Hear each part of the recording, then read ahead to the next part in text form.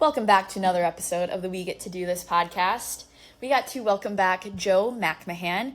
Joe is a run and strength coach and also the owner-founder of Azoia, which are some of our favorite endurance gels. It was so fun catching up with Joe, and we've known him now for probably about 2 years, right? And I feel like he's become a friend to both of us, and the conversation was almost like a moment to catch up with someone we hadn't gotten to talk to in a few months, which we're very appreciative of his friendship and time he spent talking to us about entrepreneurship, the journey that is. We talked about this idea of being present where your feet are. You also get to hear what we are all currently reading. I know you're excited about that. And drum roll, please. For those that keep asking us, is Azoia coming back? You'll have to listen to find that out. I'm gatekeeping you. Go check out the episode. You're going to enjoy it. And as always, make sure to follow, like, leave a rating and review. Share with a friend if you're enjoying it. It means the world to us. Thanks, everyone. We get to do this. Welcome back to the We Get to Do This podcast. We have our first ever guest who's been on here for a second time. This is a very special day. We have Joe McMahan here with us today. If the OG listeners remember, Joe was on our podcast on episode 26. We're now in the 80s, so that was over a year ago. And I just re-listened to that episode this morning, and I was like, you know, we're at episode 26, we're talking about consistency, and I was like, our goal is to do these weekly for 100 episodes, and now here we are, 60 some episodes later, and we get to talk to you again. So thank you for being here, Joe. Oh, it's an honor. It was a really good conversation first time around. Yeah, I haven't listened to it back in a while, but yeah, it's crazy to think it's been over a year now. And I feel like a lot has changed, which we get to dive into today, and I'm sure we'll be talking about this, but Joe is the owner of Azoia Endurance, and so yeah, I'd love to hear where things are at with that. But anyways, Jacob has a question before we get into that. Oh, wow, put me on the spot. Sorry. I also re-listened to it, the podcast today, and I was like, man, I really wish Joe lived in Minnesota so that he could run with us and do things with us here. Or yeah. I wish we lived... You're South Carolina, right? I can never remember which Carolina it is. North Carolina. We're right on the border. Okay. We're right on the border. Or we could just live there. That would work too. It's warmer. Yeah. It is. It's about to snow tomorrow in Minnesota, so not ideal. Yeah. But to quick back it up, so people know that yes, you are not in Minnesota, because we all met in Nashville out of Exchange running course. Exchange. Thank you. On our way to my 200 2 years ago, exactly 2 years ago actually. So insane. And now you're in North Carolina. So, anyways. Yeah, and it's been super fun watching you grow into a pretty big, in my opinion, running strength coach, influencer. I don't know how you define yourself, I guess, but that's how I define you. And your videos pop up all the time on my Instagram now, and I'm always watching them. And yeah, it's been really fun watching you. So the question that I wanted to start with this time, normally we say, who are you, what do you do, and why do you do it? And we decided this time, for the second time being on the pod, you had mentioned, I think I asked you about like a day in your life, and you said you always started each day by journaling. And I was recently listening to Life in Stride. I know you're still doing that, and you've been doing that for like years, so I doubt you're not doing that anymore. And when you talked to us, you had said, I always start each day by saying, what am I thinking? Or by thinking, the journal prompt for each day is, what am I thinking? What am I feeling? And what am I trying to accomplish today? So I wanted to start, that'd be fun, by asking Joe, what are you thinking today / right now? How are you feeling today / right now? And it's the nighttime, so what did you accomplish today? Okay. Yeah, good question. I mean, I would pull up in my journal, but it's not in the room with me right now. I would just tell you what's in there. I don't think there's that anything exciting in there. What am I thinking? Um, Thinking, yeah, a well, I guess it's more what I'm feeling. I'll do thinking surface level, feeling a little bit deeper, but thinking. Uh, yeah, I got a lot to do. There's so many different things running through my mind. My task list is out of control. My queries on ChatGPT and Claude are like insane for today. A lot is going on. I'm thinking about just trying to be present in this conversation, feeling just like grateful that we get the opportunity to talk again, feeling grateful that it's my fiance's first day of work in the emergency room today. So it's really cool. Um, yeah, feeling grateful for a lot of things I get in life right now. And what did I accomplish today? I made, what did I do? I made a video that's like a testimonial of one of my clients, and that was really cool. I also accomplished reaching out to a machinery manufacturer, and we can talk more about exactly what that is. And I'm sure I got plenty more things to do today. It is nighttime at 6 p.m., but got a few more things on the docket for tonight before I close the laptop. The grind never stops. No, no, never get off the clock as an entrepreneur. No. Do you want to catch us up on what's been going on in your life the past year? As when we asked you last time you were on, I think Azoia was a big point of conversation. Yeah. And yeah, what's been going on with your life? Tell us what's going on. Yeah, guys, let's dive into it. So it's really interesting. I was in Nashville when I met you, and then in October of 2024, I moved to Charlotte. I didn't get a job. I moved here to be closer with my now fiance, my girlfriend at the time, and I wanted full time on Azoia. I said, okay, I'm going to try posting on TikTok every single day. I eventually started a new Instagram account too. And I started seeing growth there. And with Azoia, we got a grant funding, which was amazing, but I was like trying to figure out how to use it and to scale up production because it was just becoming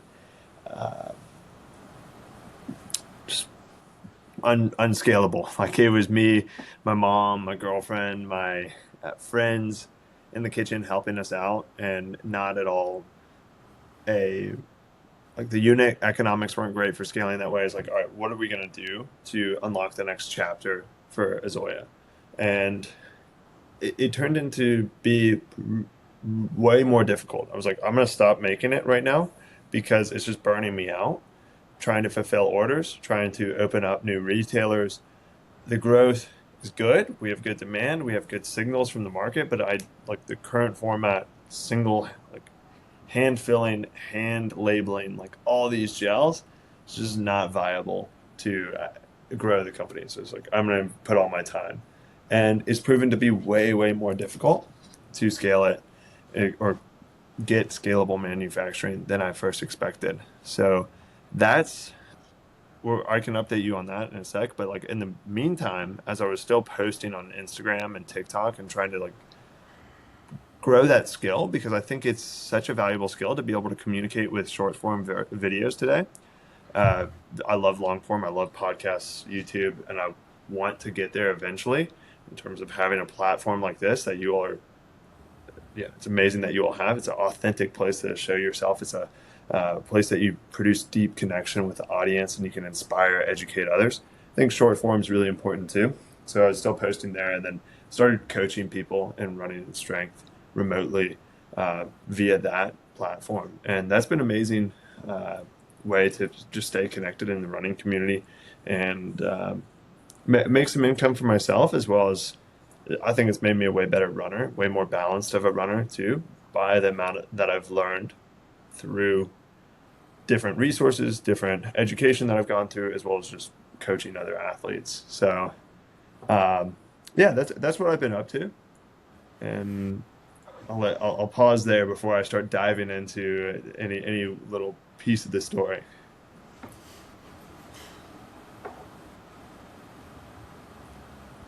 You go ahead. You, I know you have a lot of Azoia questions. I do have a lot of Azoia questions. we can talk about Azoia. Okay. Well, one, we miss Azoia, and Yeah. our clients have been asking us where Azoia is. Okay, so you reached out to a manufacturer today, or a Yeah. machine, So you said? I'm still working on it. I actually brought on a co-founder. His name's Marshall. He's in Nashville. Great guy. And we've been working really hard on it. So we signed on with a contract manufacturer. These guys were actually in the UK, but they said that they could make the gel. Almost no one else will make the gel the way we want it because we don't have any preservatives. We don't have any natural flavors or whatever artificial things in it. It's just things that and you can pronounce, and it's going to be then manufactured a particular way, and everyone wants you to fit in with the, I guess, industry standard, the what everyone else is doing because it's easier for them. So we're signed on with these guys, and it's been a pretty tough experience because investing a good amount of capital, not upfront, just like a formulation, but still a couple grand, right? And you invest that money, and we've been now like over 6 months in, and we haven't seen anything from it, and it's just really frustrating from that they haven't even like made our original formula yet. And we're like, they said they can make it, and I'm saying a small scale in their lab, just make what we said we wanted. So we were really frustrated by that. We also contacted a search consultant to help us find it. But I just got this hunch that we're likely going to have to make it ourselves because the easiest way is you get someone else to make it because then you don't have to buy machinery. You don't have to handle ingredients on your own. You have a third party who has a massive facility, already owns machinery to do it all for you. And the core reasons why they don't want to do it is because we don't have any preservatives. We have whole chia seeds in there, which a lot of people don't know like how that flows. And I think that's the core differentiator behind the product too, is it actually flows really well while being still like a gel. So it goes down really, really easy. And yeah, it's regulated it's pasteurized. So it's a pasteurized food, much like milk or something like that, or like canned pickles, I don't know, or jarred pickles. So it's regulated that way, and a lot of people don't want to really touch it, and because they don't have as much brand equity there as we do. But we've updated the formula, and we've started making strides. We've got that new formula tested, and like I was saying, I was talking with a manufacturer today of a machine that would then allow us to make the packaging more scalable. So today, you don't have anyone on video here. It's all audio, right? There's video. There's video. Okay, so if anyone's on video, you can see what the old packaging looks like. It's a little spout pouch here with a twist-off cap, and each one of these has to be filled individually, like with like a pump. It's super time intensive. It's got to be screwed on. It's got to be labeled afterwards, and it's also costs like about, let's say, 45 cents for the packaging and the labels. Doesn't seem like a lot, but when you have something like this, you can see the other brand. They've got a great packaging. It's easy to tear off. This is like 1 cent for each unit. So it's insane how much it drives down your cost as well as time. Like you can make 1,000 of these in an hour with the machine that we're looking at. Wow. So the packaging will change then a little bit for you? Yeah. Which, by the way, Azoia, like online, we only got 2 4-stars from consumers, and they were just around. Love the product, but the packaging is weird, or it was hard to open. So I think it's instructive. What do you say? It's trendy. Or maybe not trendy. Maybe that's not the word. It can be trendy. It looks cool, They made a good point on the pod I recently listened to with you on it too about how you can save it for later. And I was like, oh yeah, I was doing that too. Like you take a little bit and then take a little more later in the run. I liked that. Yeah. I liked how you could like clip it onto things. Yeah. I get it. I get it. I mean, that makes sense, especially if it makes it easier. I'm kind of blown away by the fact that because you're not willing to add like preservatives and natural flavors and things like that, it's so hard. You know, like that. It doesn't surprise me, but it still surprises me. You know, like it's just like, why? Why is it that way? Yeah, you would think it would be easier because the formula is easy, or like simple, but I don't know why. It just makes it way, way harder. Uh, a lot of people won't budge on it because they don't really care about the end consumer. A lot of contract manufacturers, they really just want to do what's easiest for them. Uh, it is frustrating though. You'd think someone would be willing to do it, but I actually met with the founder, or was at an event, and I was able to meet the founder of Spindrift on Monday, and he talked about like he had the same issue starting up because they use. I'm actually drinking a Spindrift right now, so Spindrift sponsor. We get to do this, but I would take that for sure. Yeah, they're you know, you can find their information in the show notes and reach out to them. 10% off. But he said something that really like inspired me and made me feel really excited for working on Azoia. Is they encountered the same issue. No one wanted to produce it because it had real fruit juice. That meant that they had to. It was a little bit harder than just dropping in natural flavor, which is just chemicals, which is like factory chemicals, and that's not regulated by the FDA, into water and calling it like orange water. But they actually wanted to put orange juice into seltzer water to make it taste like orange. And no one really wanted to do that because it's more expensive. You got to worry about like spoilage of the orange juice. You got to worry about pulp in the orange juice too, and all these things that it made it really hard for them to produce it scalably. And he connected with me on that. He's like, dude, that's a great issue to have. It means no one else is doing this right now. It means you're doing something different than the industry. And it's good to have that friction early on. If you've contacted, which we've contacted, like, I don't know, there's not that many gel manufacturers in the US. We've contacted probably all of them. And we've, I would say like somewhere between 50 and 100 factories worldwide, and none of them can do it. Then it's like, okay, then you're going to be like 1 in 100 with a product. And then you can also go and tell the story that everyone else is doing. A lot of people just have very similar products and then tell a different story in marketing. But it's a good thing that you actually have a differentiated product. And the fact that it's hard means it's worth doing. That's what I was just going to say, especially with your, like, how good you are at telling stories. I'm manifesting this will be like such a cool thing to share. And I'm sure you've been documenting a lot of it, so it's going to be very fun for all of us who have been following along in your journey, and the people who will meet you once you are back in Azoia. It's going to be very cool to see all of those steps. Yeah. I'm excited to see it to come together.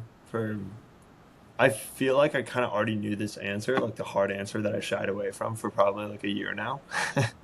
You know, you kind of already know what you got to do a lot of times, and then you're like, well, I think I can find someone else to manufacture it. Because, look, it's way easier if you can just get someone else to do it. It's way easier. You don't have to get as much capital. You don't have to find the space. You don't have to take the food regulation courses.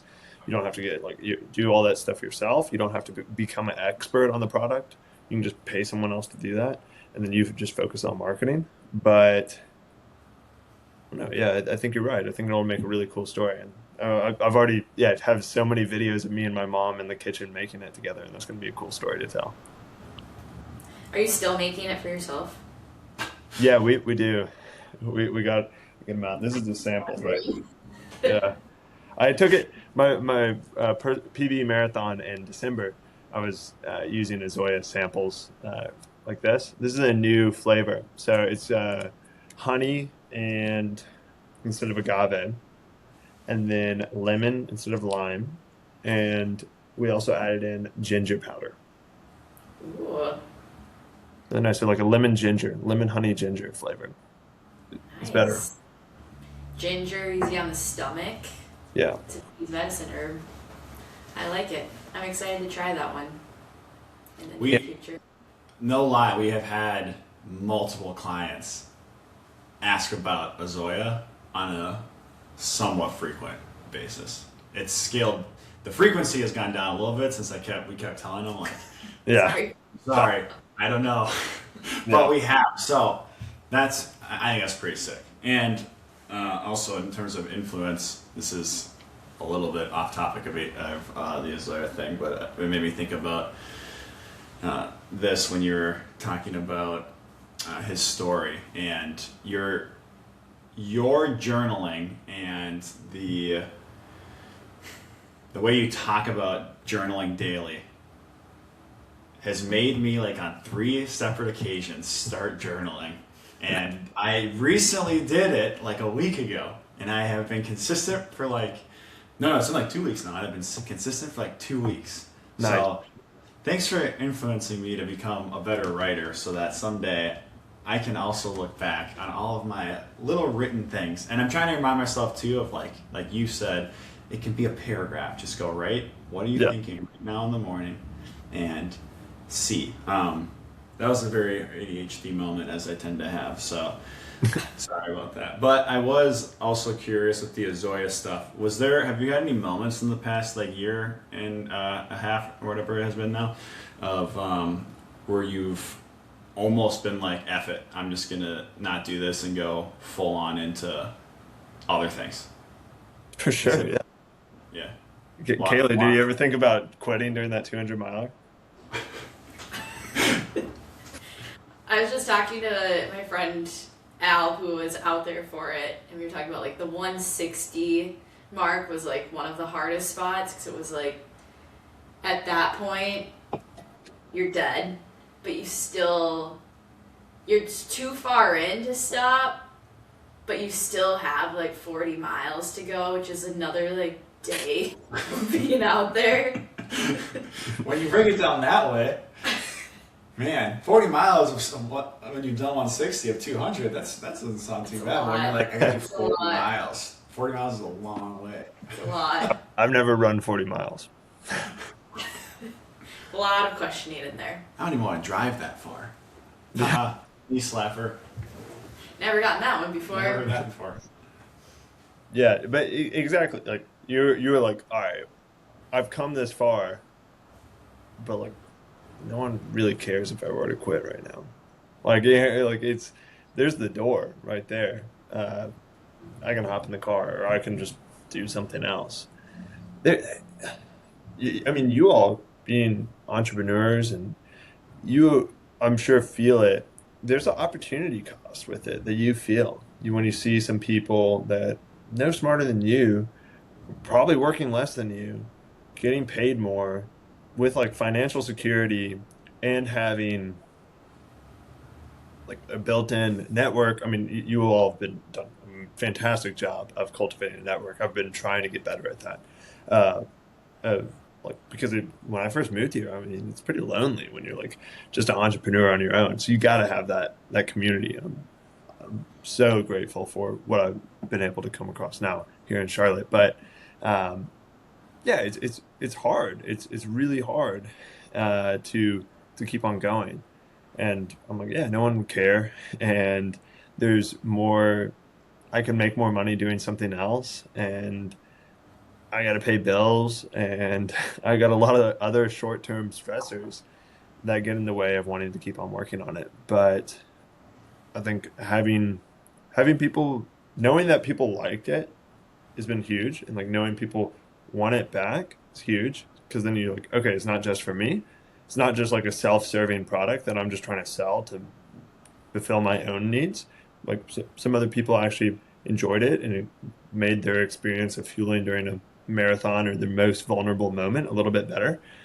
And like what I would regret it for the rest of my life probably if I just threw in the towel before and didn't actually run the experiment.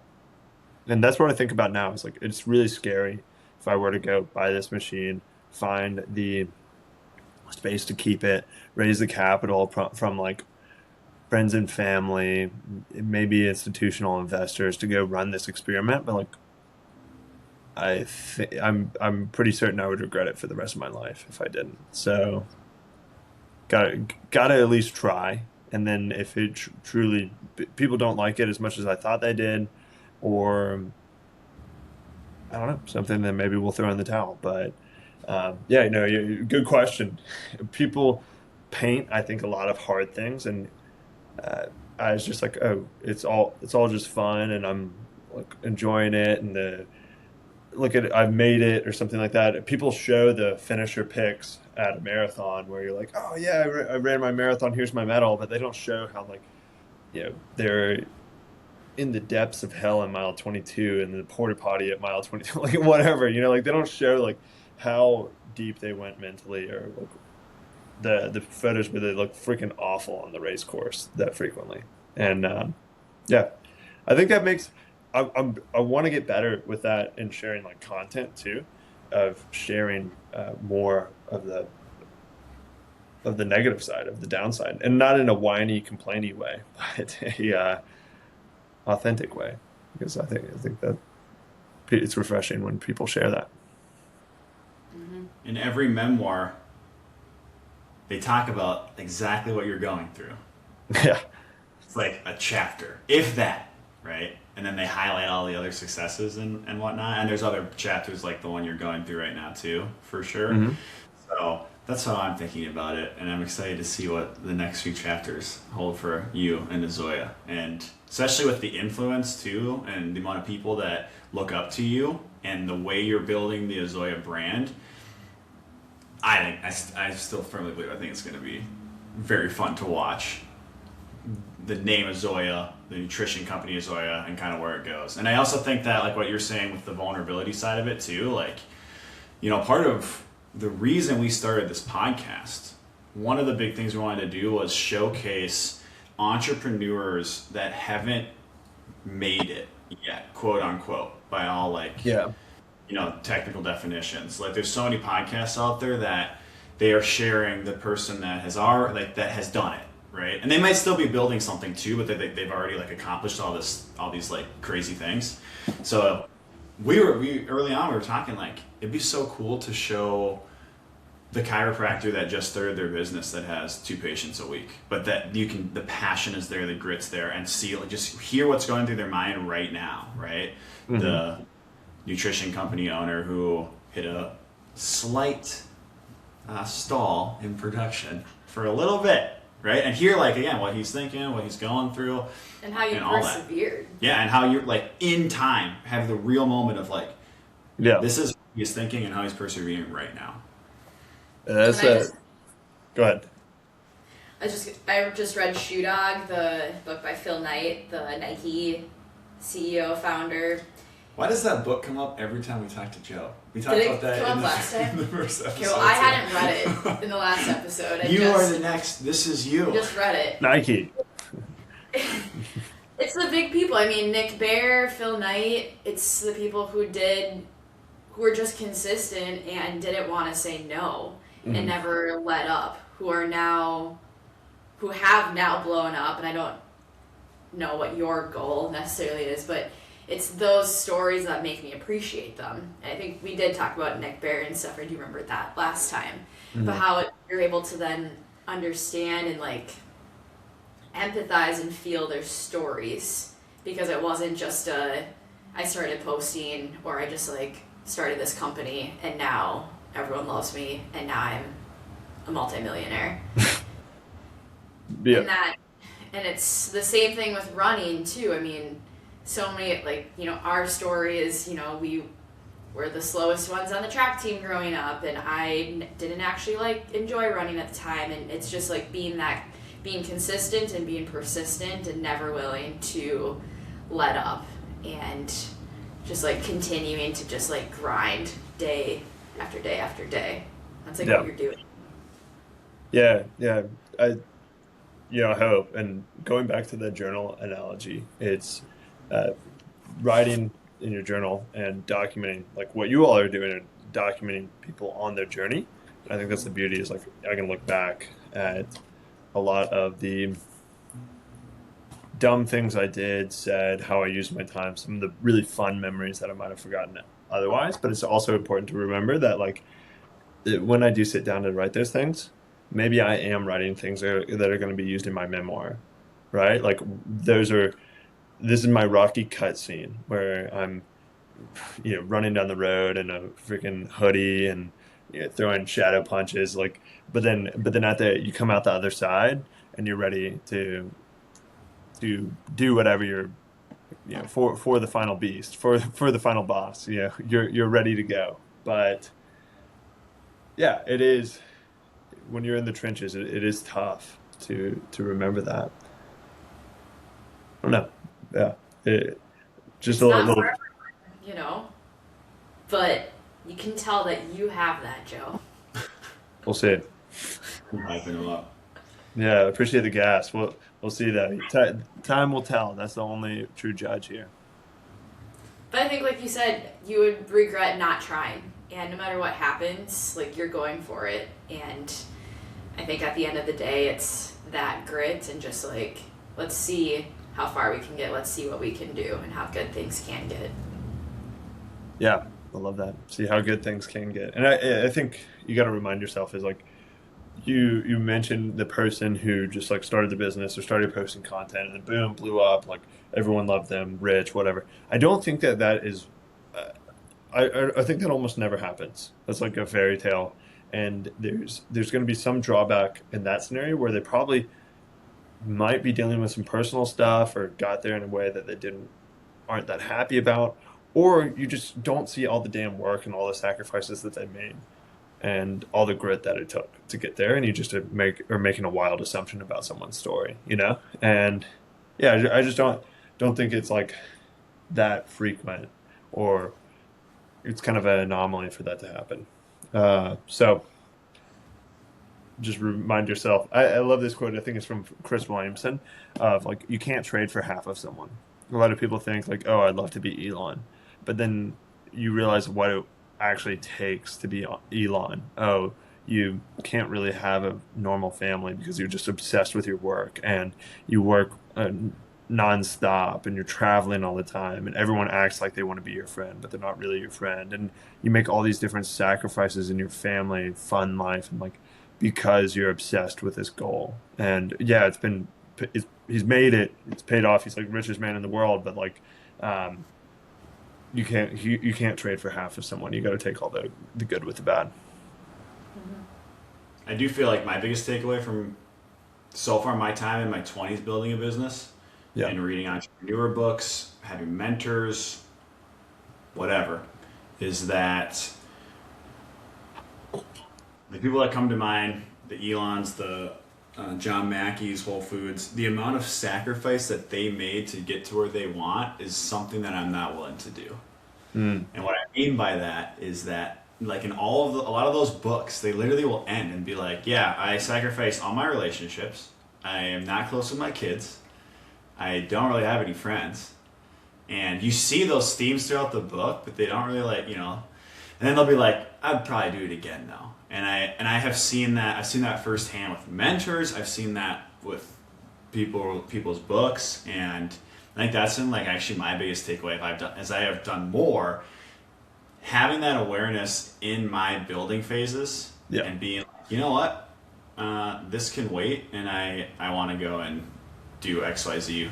That's not related to this. I think it's actually been a huge cheat code and unlock for me to kind of recognize that, and just also being where your feet are too. I mean that gets into being present and not needing to build the freaking billion-dollar company and all of your goals, all the things you wanted.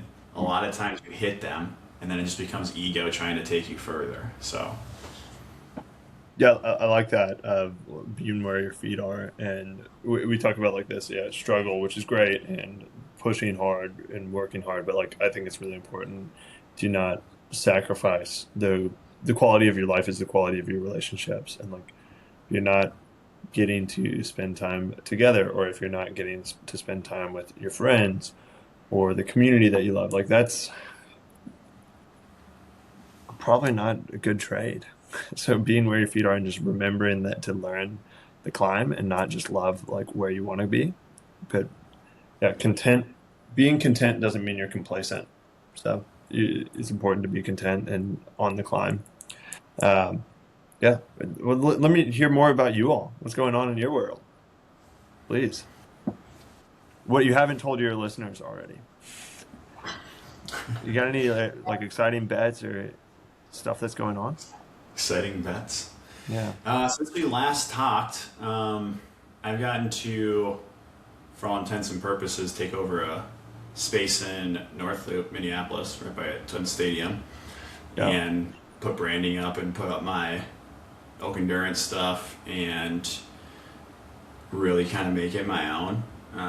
Again, kind of like, I wrote down, this is over 5 years ago now, I wrote down on on a sticky note, I put in my wallet, two things, and it was life goals, own a gym, be happy. That was what I wrote. And I don't know, that was like my 20, I was 22 probably. Really, those are the only two things I cared about at that point in my life. Still are. I don't own the gym, but when like this past year, I thought about that sticky note. It would be it's a very different list now. Again, I don't know why, but again, kind of going back to what I was just saying too, of being like, oh shit, like, according to a 21-year-old, I made it, right? So, but with that being said, like, I feel like this year specifically for me has been a very eye-opening year with actually like taking a step back from the business in a way, and really, really trying to focus on the other aspects of my life. So like, if you go back and listen to like the last 2 years, we did reflection or New Year goal setting, and man, I've been doing that probably now for like 5+ years. On the previous podcast I did with my brothers, we did that too. So there's a bunch, and it's always like the top goals are always related to my fitness or my business. And for the first time ever this year, I set goals, and those are at the bottom of the list. So it's been very like, not that I'm doing an amazing job, but the focus has very much been like, when I'm 80, I'm going to look back on this year and be like, man, I should have been more present. Getting married. I have three close friends that are getting married. I'm into the weddings. I have a bunch of bachelor parties. We have we're going to Japan in December. Like, there's just a lot of shit going on that is really cool. And it's like, I'm trying hard to not just do it as for the highlight reel, but actually like sit in it. Right. Yeah. So that's kind of the, I don't know. That's kind of like where I'm at, or currently. How about you? Yeah. Go ahead, Kelly.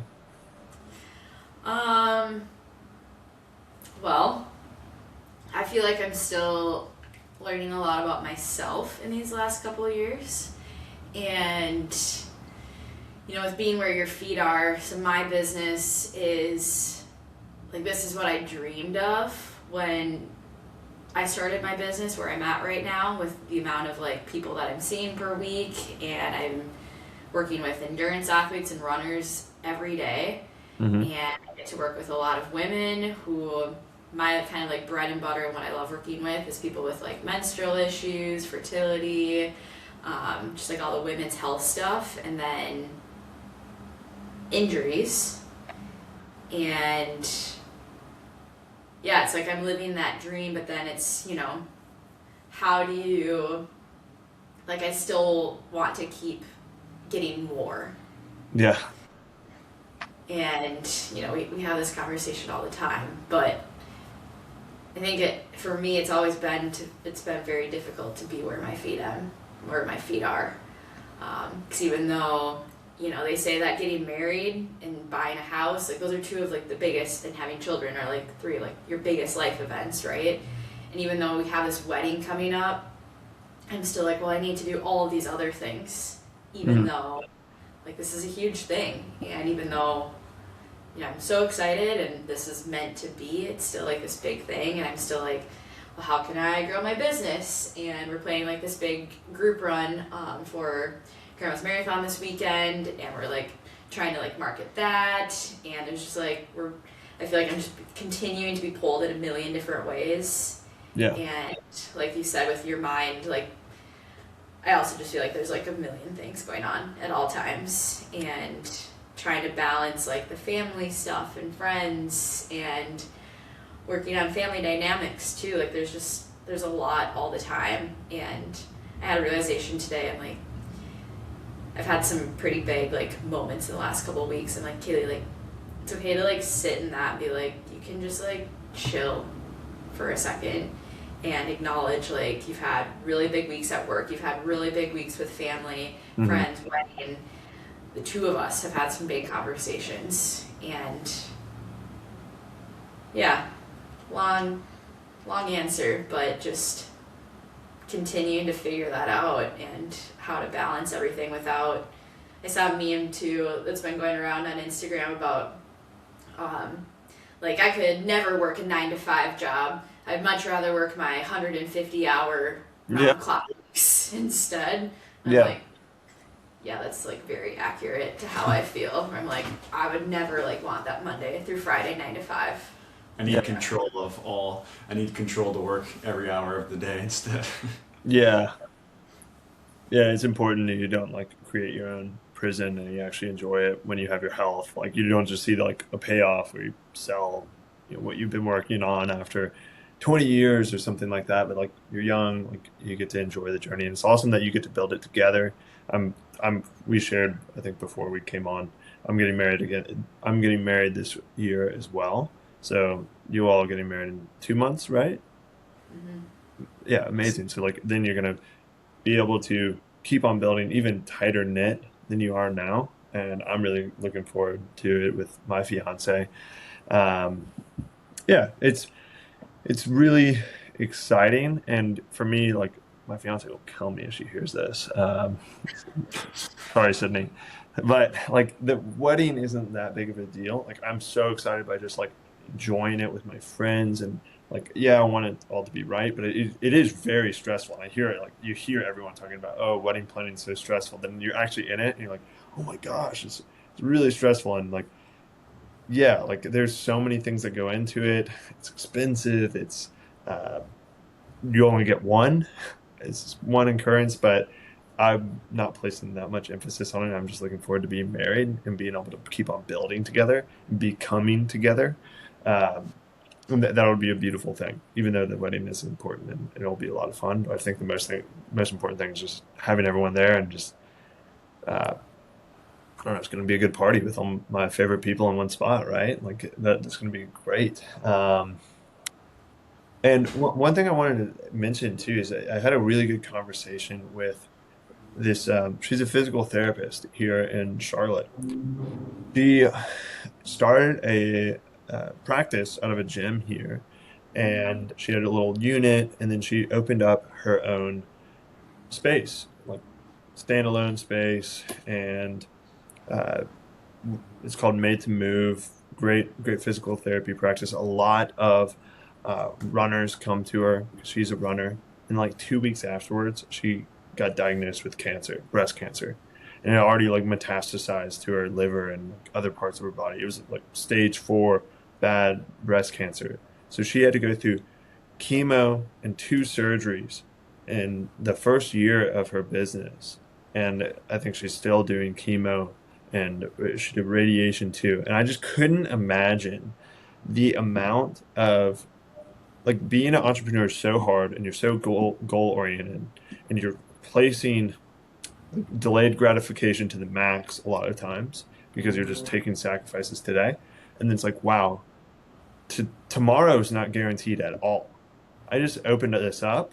I was expecting a payout or like, expecting to build this. I was building mode as an entrepreneur and it's like, damn, I today's all like, I don't know if I got tomorrow. and so I'm gonna figure out a way to enjoy it. And her attitude is insane. I gotta connect you all with her. She should come on here. She's uh, incredible woman and really really cool conversation because it's an awful story, but like her mentality is amazing. And she had ran a half marathon. I think the day of her final chemo treatment. Um, like yeah, crazy. She was only taking 2 weeks off of work the first year that were her uh, for her like surgeries. So it was like basically like had to, and she's still running and stuff. Is really incredible. But just hearing her talk, it's like wow, uh, I should really just enjoy where I am and find a way, even though it's hard what I'm going through and what she's going through is way harder. She's opened up her own place. I don't have any real estate like that or like you all. She opened up her own place. You all know the struggles in that. She painted it. She outfitted it. It's a beautiful facility, and yeah, like crap. Like I don't even know if I'm going to be able to enjoy all the fruits of this labor. So I got to enjoy it. I got to figure out a way to enjoy the labor. Hmm. Yeah, not to make it more somber, but yeah, crazy. For me to connect with her, that's incredible. Yeah. And it makes me really think about like, yeah, I mean, at the end of the day, like, someone said this, but you just like build your chips, and then there's no like reward. You don't get to just like when you're done, you're done. And I think Yeah. that it puts a perspective on thinking about that stuff puts a perspective on things a lot. And there's a quote, I think it was Steve Jobs potentially, that he talks about every day he asks himself, like, would he do this every single day? And if the answer Mm. is no, he knows he needs to change something. If it's like 3 days in a row, essentially of being like, I would not live my life like this, because you're gonna have moments where you have to do things you don't want to do, right?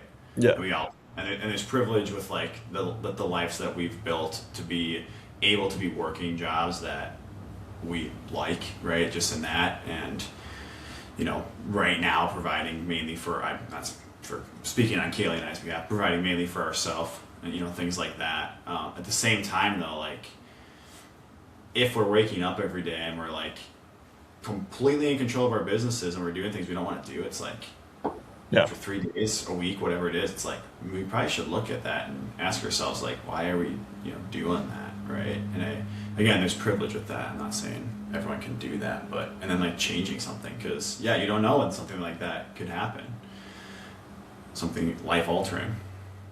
Yeah.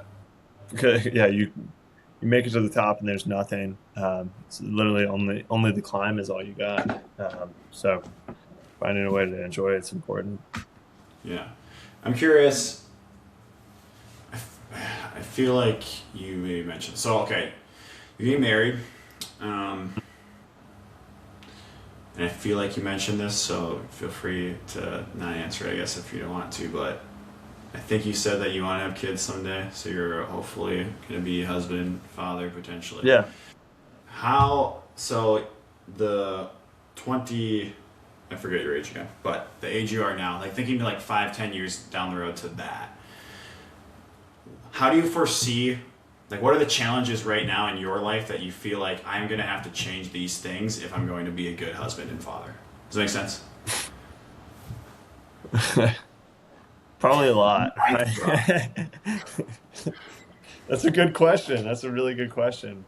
Yeah, probably a lot, but I think one, just like not letting work affect like your relationships outside that. If you're stressed about work, like leave that at work or ask for help too. Like, don't keep it all in and bottle it up and let it affect other things. Um, be and that's the thing is like I have no clue what I don't know. Like, there's a great quote. I forget what it was. A physicist. I don't know which one said it. Is the island of your knowledge So as the island of your knowledge grows, so too do the shores of your ignorance. So as you know more, it's like, oh, I've learned a lot. Entrepreneur. I'm 26, by the way. So I'm 26 now. Like, oh, I know a lot. But it's like, what do I need to know to be a father? I don't even know what questions to ask. You know, I can make assumptions. I do know like that I need to be understanding. I need to be present. I need to be able to carve out that time and just truly be present and be there. But yeah, I don't know what questions to ask, like to figure out the skill set that I would need to be a father. Make some assumptions on it, but just gonna need to keep on learning and being humble about it because definitely don't know anything that about being a father yet. What about you? What about you guys? Yeah, I want to hear this about you. Yeah. That was a selfish question. I was just curious. He's actually asking for your advice. Yeah. No, again, this is like the time capsule thing. It's like I want to be able to listen back to this in 5 to 10 years. Video's sick. I created a video 5 years ago. It's over 5 years ago now, where I literally talked to myself 5 years later, and I remember thinking, man, I probably will forget about this video. I probably won't even remember I made this. I can promise you, I did not forget about that video, and I watched it 5 years later, and holy smokes, was that a cool moment. And What'd you say? A cool moment too. In that video? Yeah, like what advice did you give to yourself?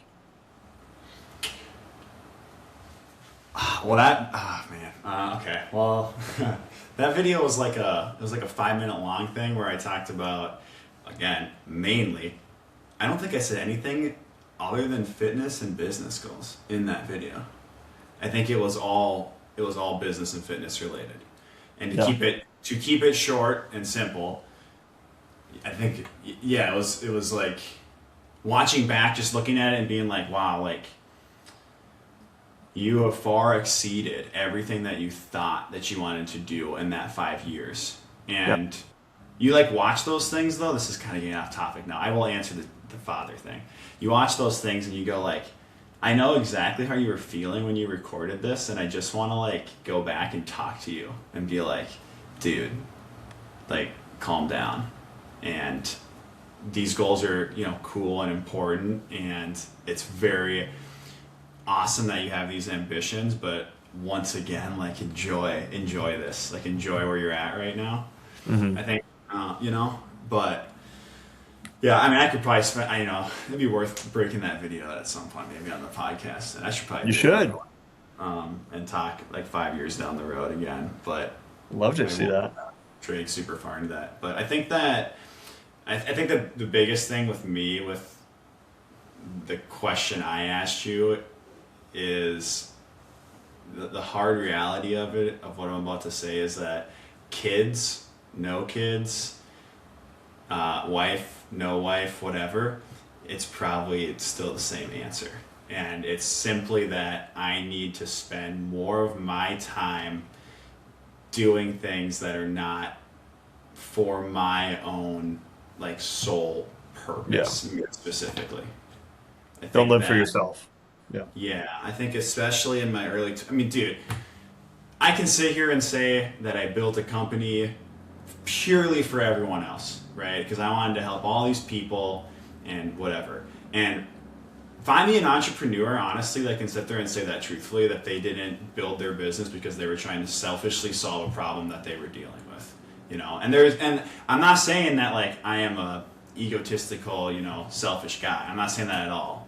What I am saying is that like even like the business and like the fitness and a lot of the things I've done, and like that I grapple with is like doing things because I want to do them. And I think that the biggest thing that I'm going to unlock in my next chapter, which starts now, really, not May. I don't have to get married to enter this chapter, but is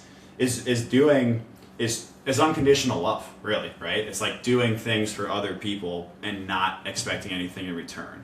That's probably the biggest struggle I have had for whatever reason this whole time, I think, and again, I can like fake is a harsh word, but I can almost like fake it to be like, no, I'm building this, I'm trying to help other runners, right?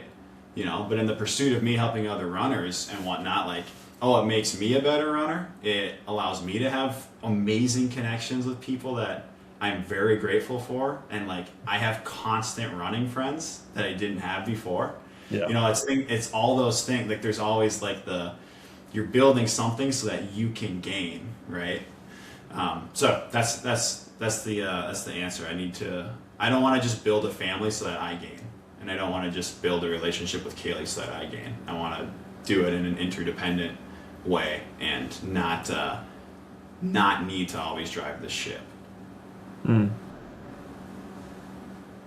That's good. Yeah, two comments on that is that, like one, the fitness and business goals are still good, even though that you like surpass them, or even if you don't surpass them, if you set them and you fall short, it's okay. You probably went further than you would have if you didn't set a goal at all, and that's so good because it also teaches you things that aren't domain specific. It teaches you how to work towards something. And if your goal is then to be like the best father you possibly can be, or whatever else might it be, it's not going to be what you learned in running or in weightlifting or in business will likely apply there as well. You just kind of got to get out of your own way of it too, and you kind of got to allow room for it. Yeah, like you learn how to give effort, you learn how to be there presently. And the second thing is like what a privilege it is to like choose your suffering and choose your hard. Going back to like Emily Kellogg, it's like, you might have a scenario that you just didn't get to choose. You didn't sign up for this race. You didn't sign up for this 200 miler or marathon or whatever your cup of tea is. And that's really sucks when you got to suffer and you don't have an option to.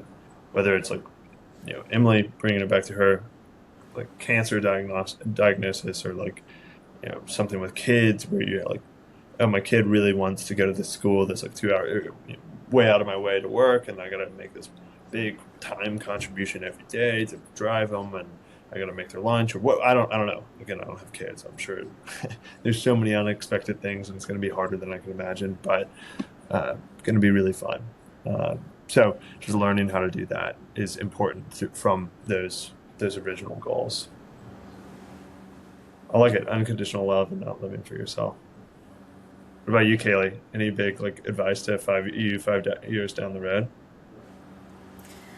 I have a lot of thoughts, but I think it's like thinking about down the road. I don't want my kids to have to solve anything for me, right? So, on one hand, I'm like,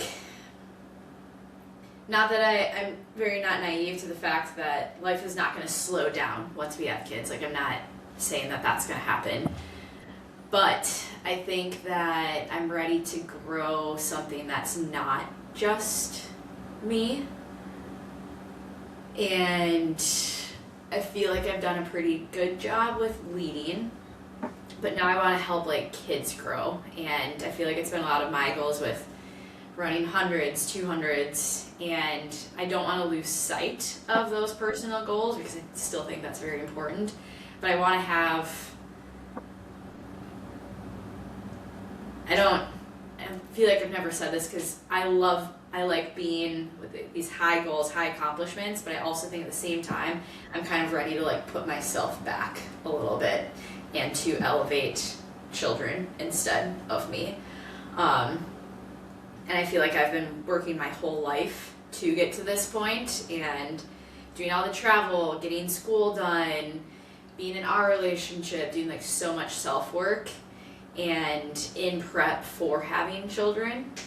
And I feel like I'm ready for this like accumulation of everything that I've worked for my entire life to now help like the next generation.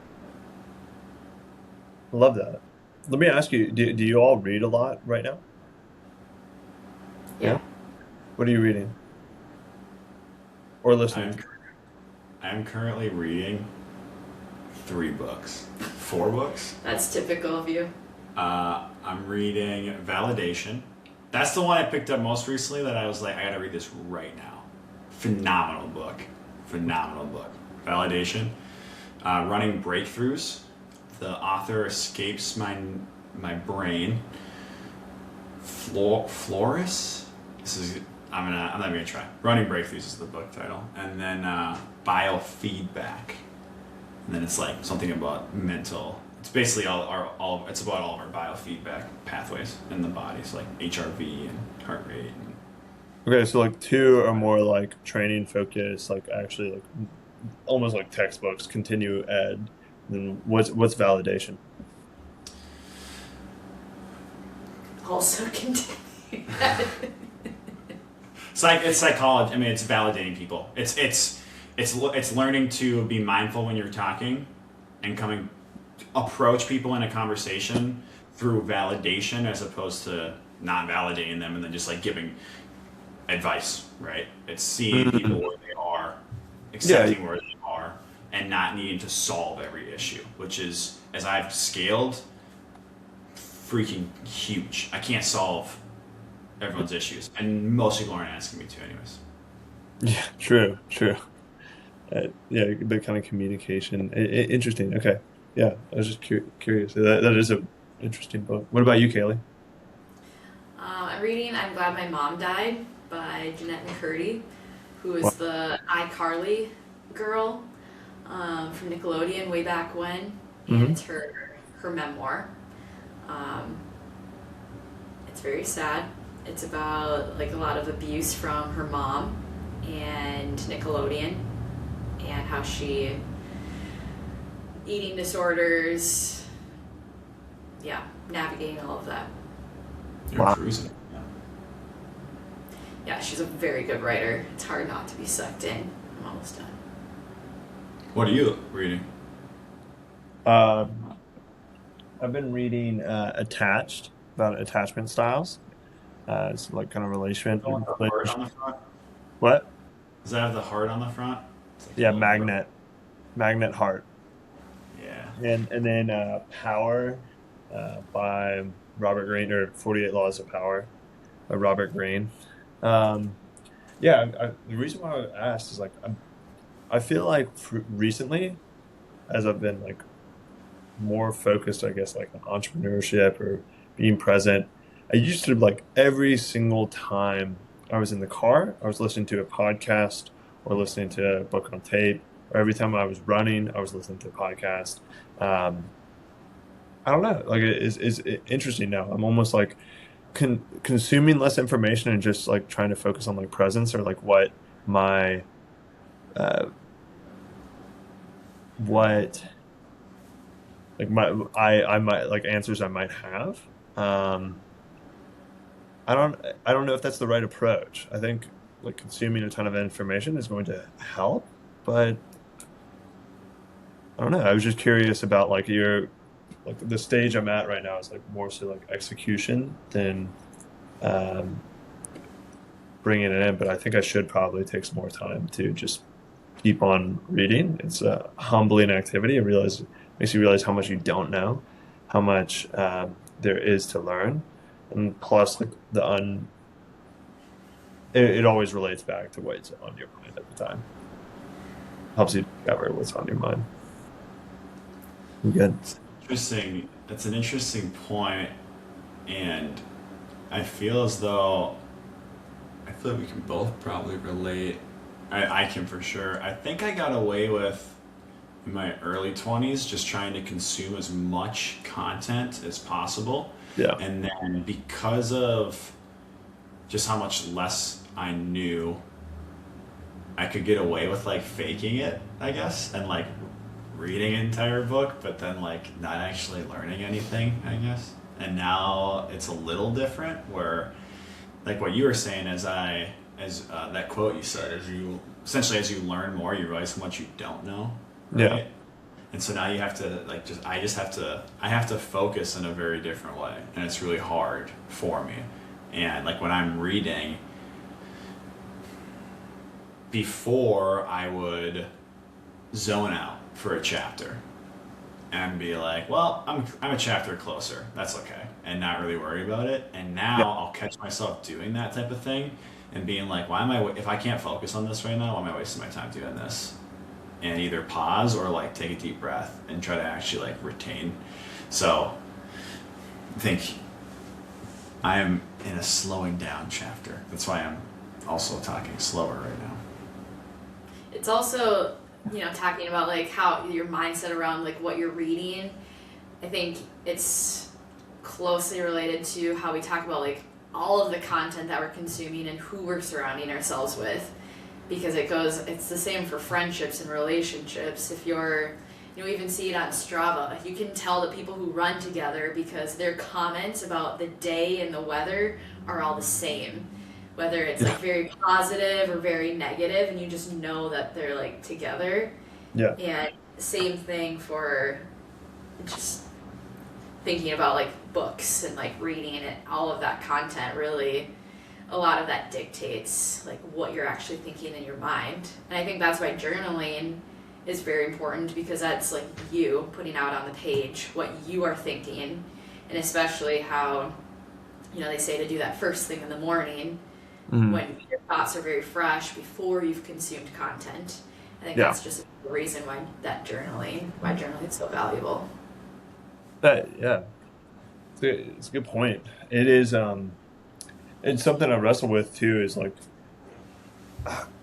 too much of a good thing can be a bad thing, right? Like, follow so many great people on Instagram or on YouTube that are informative, that are inspirational, whatever it is. But then I'm like, wow, I didn't retain any of that when I just like scrolled on. So figuring out the balance is important. However, at the same time, it's a tough thing, because like we don't live in isolation. We don't live in a vacuum. We have to have thoughts that are plugged in by other people. There's no such thing as the original thought. We're drawing inspiration from our surroundings at all times. So it's really difficult to draw the balance. It's like you do have to continually draw inspiration to keep on moving forward.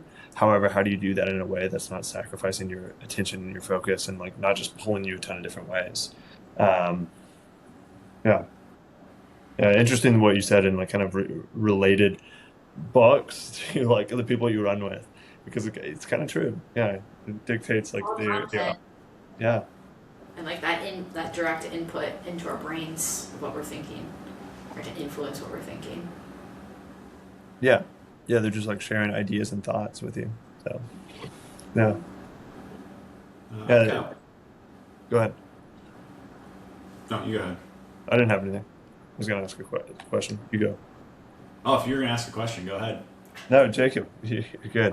I was also gonna ask a question. Ask a question. No, I'm slowing down. I'm being present. I'm gonna not drive the ship. Go ahead, Joe. Well, I was just gonna ask, like,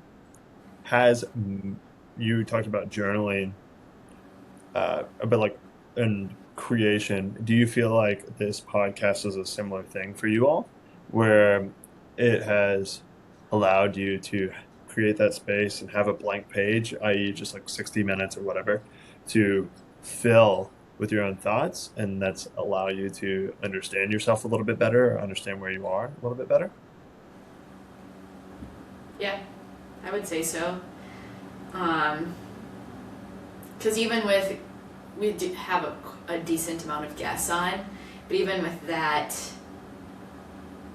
we're able to kind of take things in different directions. Like, we kind of have the two ends of the sandwich that we start and end with, but then in the middle, you just don't know what's going to happen in that. And I feel like that's with us too also. We're able to take things in any direction, and I feel like it brings up a lot of thoughts of like, what is important to me, and what am I thinking about every day, and what are my business goals. Like, it's definitely helped a lot business wise. Like, okay, what do I want out of this podcast, out of my clinical practice, out of our relationship? And so I feel like we say it's weekly therapy for us too, like just being able to like talk to each other and work things out live. Yeah. Which, by the way, that brings up a question, and I laugh about this. Like, have you all ever been like in a fight or like struggling with something between each other and have to scrape it together for the podcast? And you're like, Yeah. Oh for yeah. the, I'm That's sure. happened numerous times. Yes, and sometimes we're like, you know what? Maybe today is not the best day to record, I've also done that a and bunch of times. it's not the end of the world if we don't get something out today. True. True. Yeah. But I, both.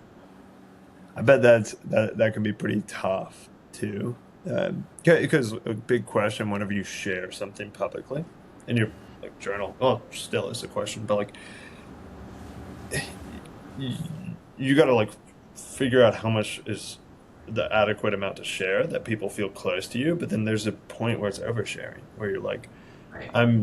Kaylee and I just got into a fight on the podcast. We just had to delete that recording. We got, has that happened? Episode 90, live fight. Kaylee and Jacob discuss why the dishes aren't done. Yeah. Live fight recorded. Maybe that's a good podcast idea. If this, you just want to Yeah. spice it up and you want more Look engagement, it on just that. fight live. But I, We should do this. See what happens. And then have the audience decide on Who wins? who wins. yeah, like a UFC. Great idea. Yeah. Yeah. But it's it's tough, like figuring out like how much do you share, and publicly that then like because you can't share all your issues, unfortunately. You can't. Um, I don't know what a good litmus test is for that, so I'm curious what you all do. Yeah, it's a very good question. And do you have any thoughts on it? I mean, I feel like in our podcast, it kind of, everything that we learn as entrepreneurs and as people, then we try to then teach that. Like as soon as we learn something, then it's like, maybe it's something I just learned or something we just worked out, so then it's sharing. And it doesn't necessarily need to be all of like the nitty gritty details of, if it's something about the dishes or not cleaning the counters, like it doesn't necessarily need to be all of that, but then it's like the communication and how we got there about being open and honest with each other. Sharing coming out the other side. And how to come out the other side and be able to like take a step back and look at, okay, what are we actually like upset with each other about? Like what's the underlying message here? Is it we just haven't spent enough time together lately and had enough one-on-one time, the two of us? Or is it something like our jobs are too crazy right now and we need to like bring it back and be like, okay, it's the two of us at the end of the day are the most important thing. Yeah. So it's kind of like those lessons that I feel like we bring into this, or try to. Yeah, and I wasn't, not relationship specific, but just like, what do you share? Like, it's tough to say, like, you can't share everything. Like, oh man, business is really struggling. Like, you can share about like, oh, these are challenges that we're facing and we're trying to overcome, or this is something that we overcame, and it's was really hard at the time. But I don't know. Yeah, it's a hard question because I like with my business a lot of times I've tried to like I wanted to share more details, for example, like monthly income, right? Like things like that. Yeah.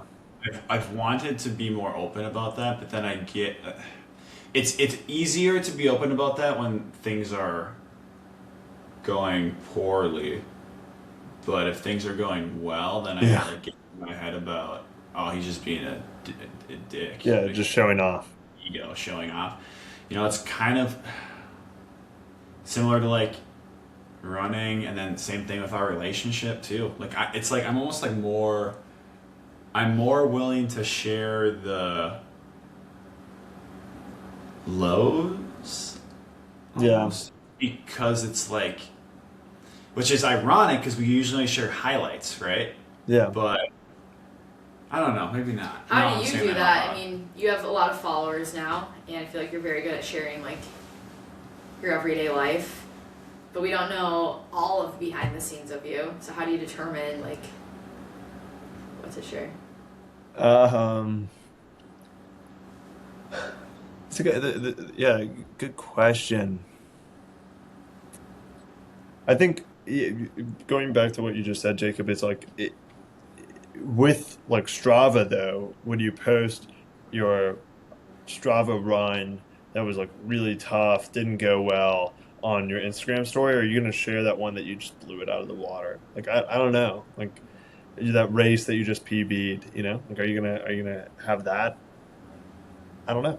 I see where you're coming from, like financially. Like you also don't want to be like, oh, this guy's just ripping people off and he's sharing about his wealth. But then, um, I don't know. Yeah, it is tough figuring out what to share. And in terms of my like content strategy right now, I'm not gonna lie. Like a lot of my focus is on other parts of the business, like making sure that like the services that we have are really good and getting for the coaching side. So just keep on making that better, as well as getting the gel on the market. That it's more a lot of times effort focused for me. I'm not waking up and I'm like, oh, I'm gonna make the most uh, in in depth, super engaging, crazy edit right now. It's like, all right, I'm gonna use some ideas that I think are educational or inspiring or something like that, and find a way that I can edit it in a way that's going to be not crazy time consuming because I'm trying to post something every day, and that's all how I'm thinking about it right now. But there's a couple different frameworks that I'll use of like selecting stuff for Instagram. Is like connection and competence are two different ways to think about it. So connection is, uh, and I didn't come up with this, but I've got a lot of friends that make content and part of like a course and been able to learn a ton about it. But connections, obviously, just like people feel connected to you, authentic, relatable, or funny, something like that, then you feel connection. Competence is like, just can this person actually solve my problems? Is this person know what he's talking about at all? Like, Jacob's here talking about entrepreneurship, but he's never even started a business. Like what? But like the fact that you say, "Oh, this is what I've done," or "I just opened up a new gym," it like gives you credibility in that way. So like balance between the two. And then you can think about it in terms of funnels. So like a funnel of like a new follower to like a very, very engaged follower, and eventually maybe a buyer of whatever your business might be. But top of funnel is like it's just going to go out to everyone, and it doesn't have to do really. It doesn't have to. It might have to do with something you do today, but like it might just be something funny about like your dog, and not about running or strength or doing hard things, right? And but it might attract that type of person. The middle funnel is just like educational, get to know me a little bit more, nurture. Like here's some more value for you, and then bottom of funnel is like here's like I don't care how this performs. I don't care how many people see this. It is like core. Here's me, or here's about my business, and like this obviously isn't going to go viral, and it's also not going to like go out to most of my audience. It's like only my like absolute favorite or people who are like love and always consume my content are going to see. So yeah, that's a little bit on content strategy. So if anyone out there is trying to post content, that's a little bit about how I think about it. I like it. Yeah, Yeah. thanks for sharing that. Yeah, I always I'm wonder. gonna be thinking about that now, like connection and competence, and how we can do that. Yeah. 'Cause I think that's something too, like with us and the podcast now. It's like step one, make it to 100 episodes. Yeah. Right? Journal every day. Step two, now what? What's Yeah. the purpose? Right? Hone, Why keep going? Like what are we doing? Right? get better. Yeah. Get more effective. Hone the instrument. Yeah. Be with each time you're taking a crack, it's going to be better. Yeah. It's interesting too. What I've learned about content is the you're not making it for yourself at the end of the day. Same goes for a business. You're not making it for yourself, the product. I mean, obviously, you might be a consumer of it. You might like it. Same with your podcast, right? You might like it. You might like this style. You might like the topics. But at the end of the day, it's for that audience, and for trying to think about specific people in that audience that are going to want to like save this. They're going to feel inspired, educated, um, something like or seen. They're just going to feel seen in some way, and that's like a big mental shift. I was just sharing like, hey, it's me, Joe, and I just went for this run, or hey, it's me, Joe, and I'm training for this goal, or I'm trying to build a company, and then like no one cares about me because I haven't given them the right to yet, or I haven't earned their attention enough yet. So then I like shifted my strategy to just be on, let me just like give you something. Like, here's my strength program when I go to the gym as a runner who's been had shin splints before and other injuries. Here's what I do in the gym. Or do you ever feel like this? Like something that people are going to deeply relate with. And yeah, that's definitely changed my outlook, and it's been successful on some. And I try not to get too tied into the performance of reels, because there's a like the algorithm will take advantage of your psychology when you're consuming, but also when you're creating. You're going to be just checking how you do on every single thing you post, and it just makes you seek external validation. And yeah, try not to look into that, but I think it's like our obligation whenever we make something to make it where at least one person out there is going to find it inspiring or educating. My biggest takeaway from today's talk is doing more for the other person, doing more for other people. I feel like you're good at that. Yeah, you already do that. Joe, we've asked you this before, but Yeah. we're going to ask you another, we get to do this moment. It's probably changed a little bit in the last year, but a moment of your life where you were like, wow, I get to do this. Mm.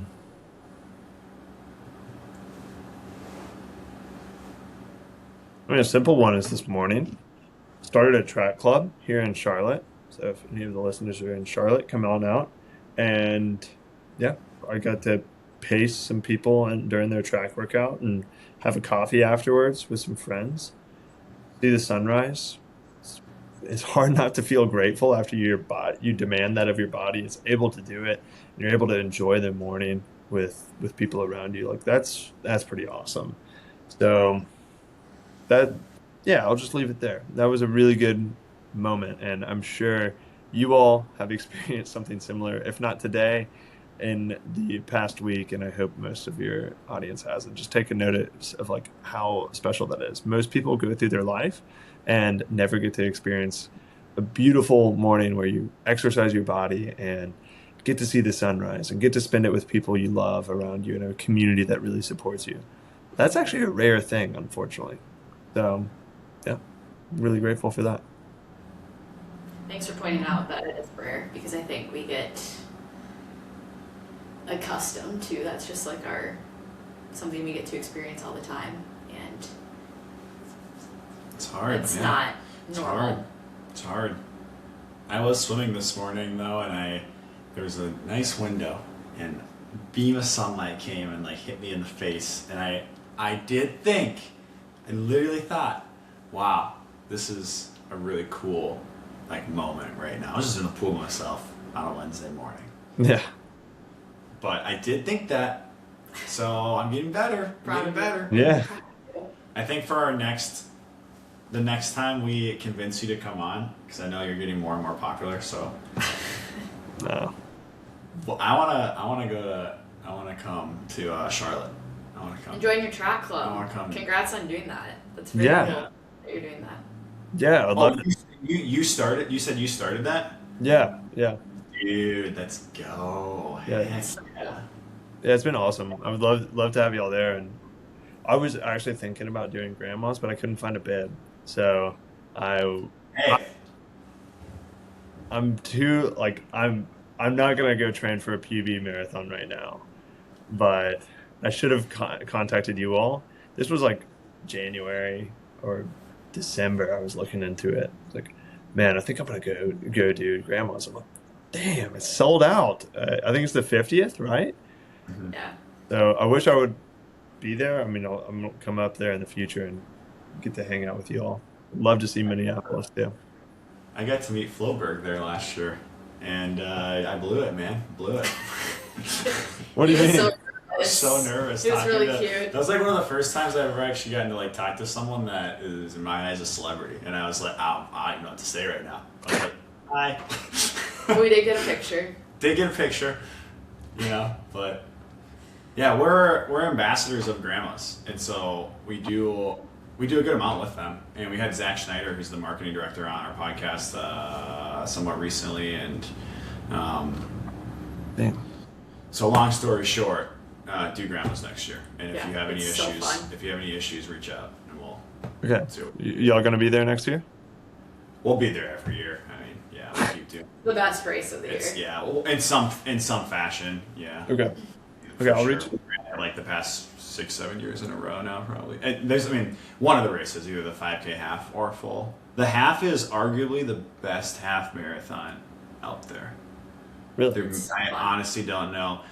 Like, I think it beats Indy simply because of like with Indy, with all of the turns and like the road was pretty like rocky. Like not rocky, but like broken at Yep. certain points. Dude, the marathon's freaking phenomenal too. It's also amazing. Don't get me wrong, but the half marathon, they're both PBs. The half marathon is crazy fast. It's just Yeah. a straight shot, and it's downhill. Okay. So yeah, Next next year year. do it, and then we'll record and unless we get to get out to you before that. How Yeah. can people find you, Joe? How can they Uh, follow you and find you? Primarily on Instagram and on TikTok. My username is joe.mc.mahan. Yeah, it's Joe McMahan. You said it right at the beginning, Kaylee, so I appreciate that. And then Azoia Endurance is azoiaendurance.com and also Azoia_endurance on Instagram. So hoping to be posting more there. Hopefully some updates to come soon. Fingers crossed. We're excited for more Azoia and more Joe content. Yeah, I think it'll be fun once we get Azoia back. I'm gonna try to document a lot of that, like trying to build the brand, and also share my running too. But I think that'll be really fun. And we'd love to talk to you about partnership, connection with that. That'd be sick. Yeah. Helping you, help us. That'd be sweet. All right. Yeah, we'll talk about it. All right. Leave it at that. Thanks for being on here, Joe. We appreciate you. We get Yeah. to do Thanks, Dave. this. Yeah, I appreciate y'all inviting me. Wow, Kaylee, we made it through another episode. What do you think? We would love if you would go give us a follow, a 5-star review, and comment on the episode and what you liked and what you'd like to see more of. See you next time. We get to do this.